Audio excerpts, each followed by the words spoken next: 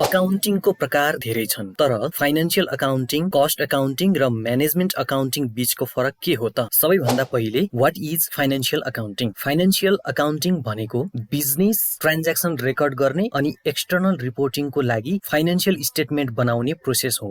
Purpose investors, tax authorities, अडिटर्सको लागि key reports, balance sheet, income statement, cash flow statement. त्यसपछि what is cost accounting? Cost accounting भनेको product वा सर्भिसको लागत ट्र्याक गरेर कस्ट कन्ट्रोल गर्ने मेथड हो। किन बनाइन्छ त यो? कस्ट इफिसियन्सी र प्रफिट म्याक्सिमाइजेसन को लागि की इलिमेन्ट्सहरू के हुन् त? Material cost, labour cost, overhead cost. र कसले युज गर्छ त? म्यानुफ्याक्चरिङ र प्रोडक्सन कम्पनीजहरूले। त्यसै गरेर what is management accounting? Management accounting भनेको बिजनेसको इन्टरनल डिसिजन मेकिङको लागि फाइनान्शियल डाटा एनालाइज गर्ने प्रक्रिया हो। किन बनाइन्छ त? यसको पर्पस के हो त? Business planning, budgeting, profitability analysis. Key टुल्सहरू के टुल्सहरू युज हुन्छ त म्यानेजमेन्ट अकाउन्टिङमा? बजेटिङ, फोरकास्टिङ र भेरिएन्स एनालाइसिस। कसले युज गर्छ त? Used by manager for strategic decisions. अब यी डिफरेन्सेसहरू के छन् त यी तीनवटा अकाउन्टिङमा? Financial accounting external reporting, past performance analysis हुन्छ यसमा। कस्ट अकाउन्टिङमा cost control, internal efficiency tracking हुन्छ। म्यानेजमेन्ट अकाउन्टिङमा